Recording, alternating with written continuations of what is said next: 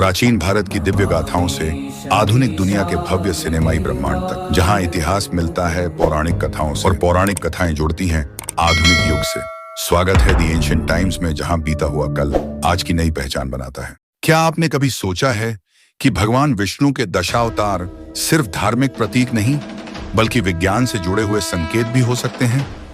क्या इन अवतारों में छुपा है पृथ्वी पर जीवन के विकास का राज? आज हम जानेंगे भगवान विष्णु के दशावतार के पीछे छिपा विज्ञान। दशावतार का परिचय। हिंदू धर्म में भगवान विष्णु को पालक कहा जाता है, जो समय समय पर धरती पर अवतार लेकर धर्म की रक्षा करते हैं। उनके 10 प्रमुख अवतारों को कहा जाता है दशावतार: मत्स्य, कूर्म, वराह, नरसिंह, वामन, परशुराम, राम, कृष्ण, बुद्ध और कल्कि। लेकिन अगर इन अवतारों को ध्यान से देखें तो ये केवल आध्यात्मिक नहीं बल्कि वैज्ञानिक क्रम में भी दिखाई देते हैं। धरती पर जीवन का वैज्ञानिक क्रम। विज्ञान मानता है कि जीवन की शुरुआत पानी से हुई, फिर वो धीरे धीरे जमीन पर आया, रेंगने लगा, दौड़ने लगा और अंत में मानव रूप में विकसित हुआ। यही क्रम दशावतार में भी दिखाई देता है और यही इस वीडियो की कुंजी है। हर अवतार के पीछे का विज्ञान।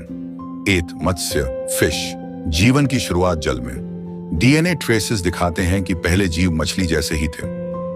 2 कूर्म, टर्टल, एम्फीबियन, जो जल और थल दोनों में रह सकते हैं। विज्ञान में इन्हें एवोल्यूशन की बड़ी स्टेज माना जाता है। 3 वराह, बोर, एक स्थलीय स्तनधारी जीव, पृथ्वी पर भूमि जीवों की शुरुआत को दर्शाता है। 4 Narasimha, half man half lion, transitory stage, जब जीवों में मानव जैसे गुण आने लगे। ये इवोल्यूशन की कॉम्प्लेक्स ट्रांजिशन का प्रतीक है। 5वें वामन, ड्वार्फ ह्यूमन, आदिकालीन मानव, छोटे कद और सीमित क्षमता के बावजूद बुद्धि का उदय। 6ठे परशुराम, मानव ने अब शस्त्र चलाना सीखा, जंगल में रहना, अस्त्र वास्त्र का प्रयोग, एक नई तकनीकी समझ। 7 राम, सामाजिक, मर्यादित, संगठित जीवन शैली, कानून और समाज व्यवस्था का विकास। 8 कृष्ण, राजनीति, कूटनीति, प्रेम, युद्ध कला, विकसित मानसिक और आध्यात्मिक चेतना का प्रतीक। 9 बुद्ध, अहिंसा और आत्मज्ञान की चरम अवस्था, आध्यात्मिक विकास की ऊंचाई। 10वीं कल की भविष्य का मानव, शायद टेक्नोलॉजी से जुड़ा हुआ या फिर आने वाले संकट का समाधान लाने वाला सुपर इवॉल्व बीइंग।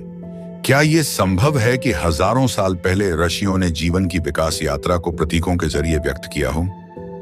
जब दुनिया सत्य और कथा में फर्क नहीं जानती थी, तब भारत के ग्रंथों ने एवोल्यूशन को कहानी के रूप में समझाया। यही है भारत की खासियत, ज्ञान को कथा में छुपा कर देना। भारत में विज्ञान और धर्म कभी विरोधी नहीं रहे, वे हमेशा साथ चले।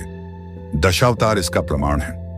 क्या दशावतार सिर्फ आस्था का प्रतीक हैं, या फिर वो विज्ञान का ऐसा रूप है जिसे हमने समझना छोड़ दिया?